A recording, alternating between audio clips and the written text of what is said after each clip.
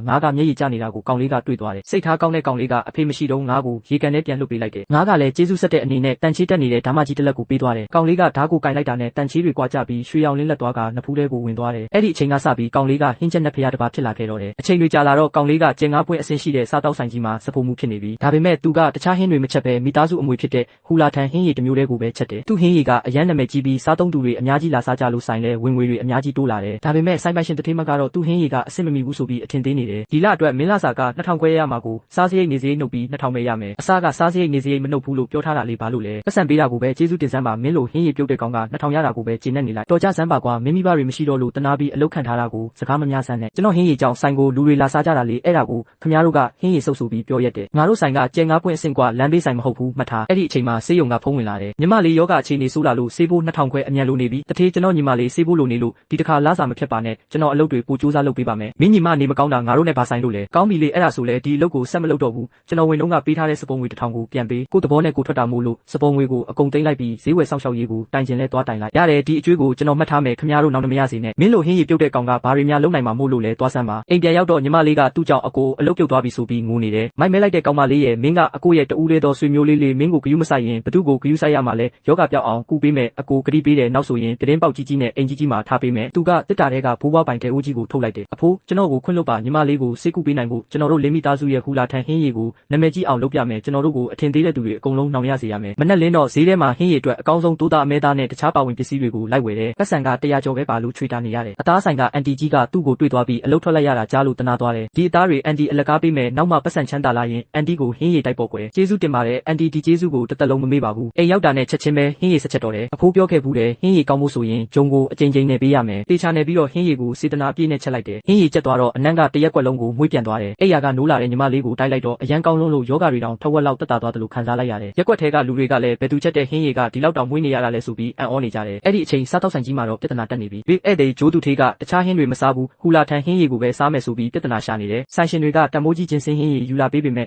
့တထေးကဒေါသတကြီးနဲ့ပကံကိုရိုက်ခွဲလိုက်တယ်ငါကဟူလာထန်ဟင်းရည်တောက်မယ်လို့ပြောနေတယ်လေမင်းတို့ကနားမလည်ဘူးလားဆိုင်ရှင်တွေကလည်းဟင်းရည်ချက်တဲ့ကောင်ကိုထုတ်ပစ်လိုက်ပြီးအဲ့ဒီဟင်းရည်ကအဆင့်မမီလို့ပါဆိုပြီးရှင်းပြတယ်ဘာမင်းတို့လိုလူမိုက်တွေကဒီလောက်ကောင်းတဲ့ဟင်းရည်ကိုအဆင့်မမီဘူးပြောရလားငါလာတာအဲ့ဒီဟင်းရည်ကြောင့်ကွာမနှက်ဖြန်မွန်းတဲ့မတိုင်ခင်အဲ့ဒီဟင်းရည်မရရင်ငါတို့အဖွဲ့ဝင်တွေအကုန်လုံးမပကက်တွေကိုဖြစ်ဖြစ်မယ်ကောင်လေးတို့မောင်နှမကတော့လမ်းဘေးမှာဟူလာထန်ဟင်းရည်ကိုတပွဲ3ချက်နဲ့စရောင်းနေပြီအစားကတော့လမ်းဘေးဆိုင်ဆိုပြီးဘယ်သူမှမစားကြဘူးဒါပေမဲ့မျက်မှန်တဲ့လူတစ်ယောက်ကဟီနန်ဟင်းရည်ဆိုပြီးဝင်စားကြည့်ရကနေရတာကသူ့မိချက်တာနဲ့တပုံစံနဲ့ပဲဆိုပြီးငိုချလိုက်တယ်အရန်ကောင်းလုံးလို့ရုံးကလုတ်ဖို့ကိုင်ဘက်တွေအတွက်ပါနောက်ထပ်9ပွဲထပ်ဝယ်သွားတယ်ညီမလေးရေကြည်စမ်းပထမဆုံးအဖွင့်20ကျော်မြတ်သွားပြီးနောက်ဆိုရင်ပတ်စံတွေအများကြီးရှာနိုင်တော့မှာပတ်စံတွေတွက်ပြီးညီမလေးစေးဖို့အတွက်ကြိုးစားမယ်ဆိုပြီးမောင်နှမ2ယောက်ပြောနေကြတယ်ဟိုဘက်ကဦးလေးနဲ့အတော်ကတော့ကားထဲမှာပြရခတ်နေပြီဥက္ကဋ္ဌကြီးကိုဟင်းရည်မတိုက်နိုင်ရင်ဆိုင်တော့ပေးရတော့မယ်သူလမ်းဘေးမှာဈေးရောက်နေတာငါသိထားတယ်1000ပေးပြီးအဲ့ဒီတဲ့အိုးနဲ့ချက်နေကိုသွားဝယ်မယ်ဟာ1000တောင်မလိုဘူး3000ဆိုရပြီဆိုပြီးကားပေါ်ကဆင်းလာကြတယ်အရှက်မရှိတဲ့ကောင်တွေဈေးလာရောက်နေတာလားတော့ဒီမှာ3000မင်းရဲ့တဲ့အိုးဆုံးနဲ့ချက်နေကိုငါတို့ကိုရောင်းပြီးအခုချက်ချင်းထွက်သွားဘာကျွန်တော်တို့မိသားစုအစင်ဆက်လက်ဆင့်ကမ်းလာတဲ့ပညာ3000မပြောနဲ့3သိန်းပေးလဲမရောင်းနိုင်ဘူးခင်ဗျားတို့လိုလူရုပ်မာတွေကိုလုံးဝမရောင်းဘူးပတ်စံတွေကိုလေထဲလွှင့်ပစ်လိုက်တော့အတော်ကဒေါသထွက်ပြီးငါတို့ဆိုင်မှာအလုံးမလုံးရရင်မင်းတို့မောင်နှမငက်တေသွားမယ်ဘလောက်ခံမလဲကြီးကြသေးတာပေါ့ဆိုပြီးထွက်သွားကြတယ်မျက်မှန်နဲ့ဝန်ထမ်းလေးကရုံရောက်တော့ယောဂကြောင့်ဘာမှမစားနိုင်ပဲအာဟာရပြတ်နေတဲ့တထေးကိုဟင်းရည်တိုက်လိုက်တယ်တထေးကတစုံတောက်ကြည့်ပြီးတာနဲ့မျက်ရည်တွေကျလာတယ်အရန်ကောင်းလုံးလို့ဘဲကဝယ်လာတာလဲမေးတော့လမ်းဘေးကဝယ်လာတာပါတယ်အဲ့ဒီဆိုင်ကိုအခုချက်ချင်းငါကိုယ်တိုင်သွားမယ်ဆိုပြီးကားတွေအစီအီနဲ့ထွက်လာကြတယ်လမ်းဘေးဆိုင်လေးမှာတော့ဟင်းရည်တွေရောင်းကောင်းနေတော့ဦးလေးနဲ့အတော်ကလူမိုက်တွေခေါ်လာပြီးပြဿနာလာရှာတယ်အားလုံးပဲဒီဆိုင်ကဟင်းရည်ကိုမတောက်ကြနဲ့ဒီထဲမှာမတန်ရှင်းတဲ့အရာတွေထည့်ထားတာငါတို့ဆိုင်ကဧည့်သည်တွေဒါစားပြီးဘိုက်တွေနာကုန်လို့အလုပ်ထုတ်လိုက်ရတာခင်ဗျားတို့ဘာလို့ဒီလောက်ရုံမာရတာလဲဆိုပြီးညီမလေးကဝင်ပြောတော့ကောင်းမဆုပ်လေးပါဆက်ပိတ်ထားဒီနေ့မင်းတို့ဆိုင်ကိုအကုန်ရိုက်ခွဲပြစ်မယ်ဆိုပြီးဝင်လုံးကြဟင်းရည်အိုးကိုဖျက်ဆီးပြစ်မယ်ဆိုပြီးတထေးလင်မယားကအိုးကိုဝင်လူကြတယ်အဲ့ဒီအချိန်မှာပဲအနက်ရောင်စိန်ခံကားတန်းကြီးကဆိုင်ရှိကိုအရှိန်နဲ့ထိုးဆိုင်လာတယ်ကားပေါ်ကနေမျက်မှန်နဲ့ကိုရန်တော်တွေဆင်းလာပြီးအသက်ရွယ်ရနေပြီဖြစ်တဲ့ဥက္ကဋ္ဌကြီးကိုတွဲဆင်းလာကြတယ်ဒီအနက်ပဲအယမ်းမွေးတာပဲညီမလေးကကြောင်ကြည့်ပြီးအကိုဒီဖိုးကြီးကဘာတူလဲမသိဘူးကြည့်ရတာတခုခုတော့မှားနေပြီအဲ့ဒါကိုမြင်တော့ဝင်နောက်ဆက်ချင်တဲ့ဦးလေးကအနားကပ်လာတယ်အဖိုးကြီးဒီဟင်းရည်ကအစိတ်တွေပါတာစားတဲ့သူတိုင်းကန်ဆိုးကြတာကြီးပဲဒါပေမဲ့ဥက္ကဋ္ဌကြီးကဂယုမဆိုင်ပဲသူ့ကိုတွန်းဖယ်လိုက်လို့လမ်းမပေါ်ဖြစ်လဲကျသွားတယ်ဥက္ကဋ္ဌကြီးကဒဲအိုးစီကိုပြေးသွားပြီးဟင်းရည်ကိုခတ်တောက်လိုက်တယ်အနားကကိုရန်တော်ကဝမ်းသာအားရဖြစ်သွားတယ်ညီလေးကျေးဇူးတင်ပါတယ်ကွာငါတို့ဥက္ကဋ္ဌကြီးအစာမဝင်တာ2နှစ်တောင်ရှိပြီးမင်းက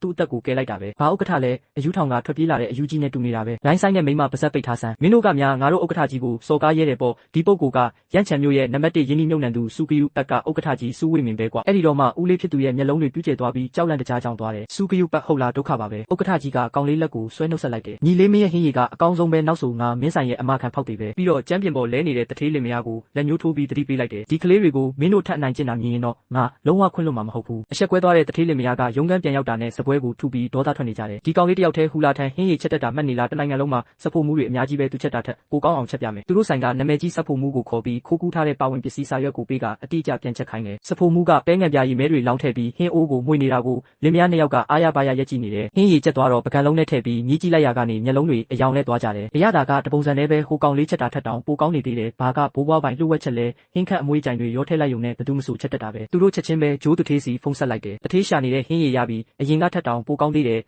်အချိန်မရွေးလာစားလို့ရပြီ VIP ခန်းထဲမှာဂျိုးတထေးတို့အဖွဲ့ရောက်နေပြီဦးလေးကဟင်းရည်ပကံကိုဂုံယူဝင့်ကြွားစွာနဲ့လာချပေးတယ်ငွေအများကြီးပေးပြီးငှားထားတဲ့စဖို့မှုကြီးရဲ့လက်ရပါအတိအကျပြန်ချက်ထားလို့အရသာကအရင်ကထက်အများကြီးပိုကောင်းပါတယ်ခင်ဗျာဂျိုးတထေးကဟင်းရည်ကိုခတ်တောက်လိုက်ပေမဲ့ချက်ချင်းပဲမျက်မှောင်ကျုပ်သွားပြီးပကံကိုပါကျမ်းပြင်ပေါ်လွှင့်ပေါက်ခွဲပစ်လိုက်တယ်ဒါကဘာအမိုက်တွေလဲအရသာလည်းမရှိဘူးအနံ့ကလည်းတမျိုးကြီးပဲအခြားဧည့်သည်တယောက်ကလည်းထောက်ခံတယ်အတုကတော့အတုပါပဲမျိုးချလို့တော့မရဘူးဘလို့လုပ်ဖြစ်နိုင်မှာလဲကျွန်တော်ကိုယ်တိုင်မြည်ကြည့်ပြီးအရသာအတူတူပဲကိုတလကိုလစာ2000တောင်ပေးပြီးငှားထားတာပါခင်ဗျားတို့ဘာလက်ကွက်တွေတုံးဂယူးမဆိုင်ဘူးအရင်ဟင်းရည်ချက်တဲ့ကောင်လေးကိုပြန်ခေါ်လာခဲ့သူ့ဟင်းရည်မှအစ်စ်မှန်ပဲသူမလာရင်ငါတို့အဖွဲ့ဝင်တက်တွေအကုန်ပြန်ဖြတ်မယ်ဦးလေးကပြတလဲတောင်းပန်တုံးမှာပဲဂျိုးသူထေးကဟင်းရည်ပကံနဲ့ဦးလေးမျက်နှာကိုလှမ်းပတ်လိုက်တယ်ဦးနွေးနေတဲ့ဟင်းရည်ဖက်တွေကဦးလေးမျက်နှာပေါ်ကနေတောက်လျှောက်စီးကြလာတယ်ပတ်စံပေးပြီးလာစားတာဒီလိုဝက်စာတွေစားဖို့မဟုတ်ဘူးမင်းတို့ဖူမှန်ကဲဆိုင်ကအစ်စ်မမီဘူးစပွဲပေါ်ကတ်တွေပစ်ချပြီးအကုန်ထွက်သွားကြတယ်အတော်ကဒေါသတကြီးနဲ့អော်တယ်ဒါတွေအကုန်လုံးဟိုကောင်လေးကြောင့်ဖြစ်ရတာသူသားအလုံးမထွက်ရင်ဒီလိုဖြစ်မှာမဟုတ်ဘူးဦးလေးကမျက်နှာကိုတစ်ဖက်နဲ့တုပ်ရင်ဒေါသတွေထွက်နေတော့တယ်ဂျိုးသူထေးတို့အဖွဲ့ကကားစီးပြီးပြန်လာရင်ဒုက္ခရောက်နေကြတယ်ဒီဟင်းရည်မတောက်ရရင်တော့ငါတို့ဘလို့အသက်ဆက်ကြမလဲပါဇက်ထဲမှာဘာဆဆရတာမရှိဘူးရုတ်တရက်ဂျိုးသူထေးကတရင်ပေါက်ကနေအနံ့ရလိုက်တယ်ကိုမငါရှာနေတဲ့ဟင်းရည်ဇိမ်ခံကားကြီးကလမ်းဘေးမှာအရှိန်နဲ့ထိုးရက်သွားပြီးဂျိုးသူထေးတို့အဖွဲ့ဆင်းပြေးလာကြတယ်တွေ့ပြီးငါတို့ရှာတွေ့ပြီးအကုန်ပေးကျွန်တော်အရင်ရောက်တာကျွန်တော်ကိုအရင်ပေးတထေးကြီးတွေတယောက်နဲ့တယောက်အလူရက်ဖြစ်နေကြတယ်မြမလေးကလန့်သွားပြီးအကိုကိုဖတ်ထားတယ်သူတို့ကဘသူတွေလဲဖူမှန်ကဲဆိုင်က VIP ဧည့်သည်တွေထင်တယ်ဂျိုးတထေးကဟင်းရည်ကိုပကံလုံးကြီးနဲ့မောတောက်လိုက်ပြီးတာနဲ့မျက်နှာပေါ်မှာအပြုံးတွေဝေစားသွားတယ်ဒီရတာပဲအရန်ကောင်းတာပဲဂျိုးတထေးကကောင်လေးကိုငွေအထက်လိုက်ထုတ်ပေးလိုက်တယ်ညီလေးမင်းကိုငါတို့ကုမ္ပဏီ3ခုရဲ့ကိုပိုင်စဖို့မှုအဖြစ်ခန့်ကျင်နဲ့လာလုပ်ပေးပါကောင်လေးကပြုံးပြီးခေါင်းခါလိုက်တယ်သူထေးတို့ကမ်းလန်းတာကိုကျေးဇူးတင်ပါတ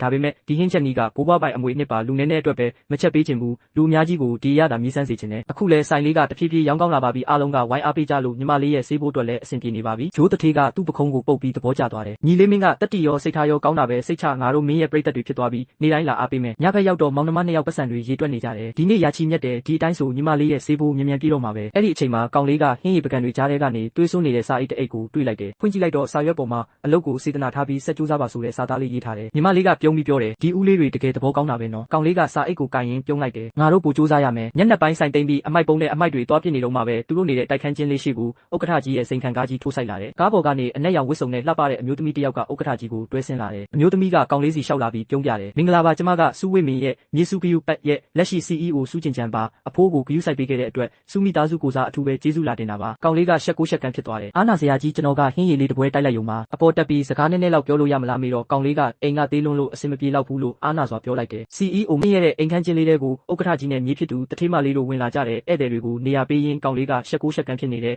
့အာနာစရာကြီးပြကျွန်တော်တို့အပြင်ဆိုင်တစ်ခုခုသွားပြီးစကားပြောကြမလားကိစ္စမရှိပါဘူးကွယ်အဖိုးလည်းလက်ပလာနဲ့စီးပွားရေးဆက်လုပ်ခဲ့တာပဲဒီပတ်ဝန်းကျင်ကအဖိုးအရင်တုန်းကနေခဲ့တဲ့နေရာထက်အများကြီးတာပါသေးတယ်အဲ့ဒီအချိန်မြေဖြစ်သူတထေးမလေးကအိတ်ထဲကနေချက်လက်မှတ်တစ်ခုထုတ်ပေးလိုက်တယ်ဒါကကျေးဇူးဆက်တဲ့အနေနဲ့တေးသေးမွားမွားလက်ဆောင်လေးပါအဖိုးရဲ့အစာအိမ်ယောဂကိုကူပေးလိုက်လို့ကျေးဇူးတင်ပါတယ်ချက်လက်မှတ်ပေါ်ကကနန်းကတိမ့်တရာစုသူထေးမလေးဒီပတ်စံကိုကျွန်တော်လက်မခံနိုင်ဘူးကျွန်တော်ကဟင်းရည်ရောင်းတဲ့အလုပ်ပဲလုပ်တာအဖိုးကဟင်းရည်ဖိုးပေးပြီးသွားပြီလေအဖိုးပတ်စံကိုလုံးဝမယူပါရစေနဲ့ကောင်လေးရဲ့မာနနဲ့ယူသားမှုကိုသဘောကျသွားတဲ့တထေးမလေးကအကဲခတ်တယ်လို့ကြည့်လိုက်တယ်ဒီခေတ်ကြီးမှာဒီလိုမာနမျိုးထားနိုင်တဲ့လူငယ်ကရှားတယ်မင်းကအလကားပေးတာကိုမယူချင်ဘူးဆိုရင်ငါတို့အကျိုးတူပူးပေါင်းကြမလားငါကယင်းနှိမ့်မြုပ်နှံသူအနေနဲ့မင်းဆိုင်ဖွင့်ဖို့အရင်နှီးထုတ်ပေးမယ်အတိုးမလို့ဘူးအာမခံမလို့ဘူးအမျက်ထဲကအဆုရှယ်ရနည်းနည်းပဲယူမယ်ဘလို့လဲညီမလေးကလည်းဘေးကနေအကိုလက်မောင်းကိုကင်ပြီးတိုက်တွန်းနဲ့အကိုသဘောတူလိုက်ပါဒါဆိုရင်အဖေနဲ့အမေရဲ့ဆန္ဒတွေရောအဖိုးရဲ့အိမ်မက်တွေရောပြေဝသွားပြီလေလူတွေအများကြီးလဲအကိုဟင်းရည်ကိုတောက်ရတော့မှာပေါ့ကောင်လေးကခေါင်းညှိလိုက်တယ်ကောင်းပါပြီကျွန်တော်သဘောတူပါတယ်တစ်ဖက်မှာတော့ဖူမန်ကဲစားတောက်ဆိုင်ကြီးက6ကတ်နေပြီးဝန်ထမ်းမလေး2ယောက်ကစပွဲတုပ်ရင်းတီးတူးပြောနေကြတယ်ဒီလာစားရပါမလားမသိဘူးနော်အရင်ကကတ်လုတ်ထားတဲ့ဧည့်သည်တွေတောင်လာပြန်ဖြတ်သွားကြပြီးအတော်သုံးကအ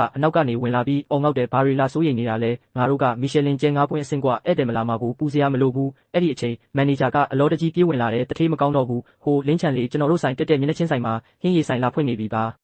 သူကများငါတို့ကိုအခမ်းပြီးဆိုင်လာဖွင့်ရဲတယ်ပေါ့ဆိုင်ရှိထွက်ကြည့်လိုက်တော့မျက်နှာချင်းဆိုင်မှာစောက်လုပ်ရေးလုပ်ငန်းခွင်ကြီးကြီးမားမားလုပ်နေတာကိုတွေးလိုက်ရတယ်အတော်သုံးကဒေါသတကြီးနဲ့လက်ညှိုးထိုးတယ်လင်းချန်အတောင်ပံလေးစုံလာတာနဲ့ငါတို့ကိုမျက်နှာချင်းဆိုင်လာဖွင့်ရဲတယ်ပေါ့ကြည့်ကြသေးတာပေါ့ဦးလေးသုံးကလည်းလှောင်ပြုံးလိုက်တယ်သူကဘဲကပတ်စံနဲ့လာဖွင့်မှလည်းလမ်းဘေးမှာရောင်းရတဲ့ပတ်စံအကျွေးစစ်လေးတွေနဲ့အိမ်သာတော်ငှားနိုင်မှာမဟုတ်ဘူးမန်နေဂျာကဝင်ပြောတယ်စုကယူပက်ကရင်းနှီးမြုပ်နှံပေးထားတာလို့ကြားတယ်တထေးဟုတ်တယ်သူကဘာစီးပွားရေးနားလဲလို့လဲစောင့်ကြည့်နေလိုက်တလားတောင်မခံပဲဆိုင်ပိတ်သွားရလိမ့်မယ်အဲ့ဒီအချိန်ကျရင်ဘောင်းဘီတောင်ကျမှာမဟုတ်ဘူးငိုယိုပြီးငါတို့စီပြန်လာကစားလိမ့်မယ်တရက်90ပေးပြီးအလုပ်ပြန်ခံပေး ပေးလိုက်မယ်ကွာလင်မယားနှစ်ယောက်သဘောကျပြီးရေမောနေကြတယ်ကောင်လေးရဲ့ဆိုင်တစ်ကြီးကိုအလုတ်သမားတွေနဲ့တိတိချာချာအလှဆင်နေပြီးဖုန်းတစ်လုံးလုံးကြားထဲမှာကောင်လေးကအလုတ်သမားတွေကိုဒဲအိုးကြီးနဲ့ဟင်းရည်တွေလိုက်တိုက်တယ်အကိုတို့ပင်မနေပြီးလာဟင်းရည်ပူပူလေးတောက်ပြီးအမောဖြေကြဦးအလုတ်သမားတွေကဟင်းရည်တောက်ပြီးတာနဲ့အားအိမ်တွေပြေးလာလို့အရသာရှိလွန်ကြောင်းချီးကျူးနေကြတယ်ညီမလေးရှောင်းတဲ့ကလည်းခေါင်းဆောင်ဝါလေးဆောင်ပြီးအုတ်ခဲတွေတဲနေတယ်ညီမလေးဆရာဝန်ကကောင်းကောင်းအနားယူခိုင်းထားတယ်လေဘာလို့အပြင်ထွက်လာတာလဲဒီမှာဖုန်းတွေများတယ်အိမ်မြန်ပြန်အကိုရဲ့ဘာမှမဖြစ်ပါဘူးညီမလေးအခုခွန်အား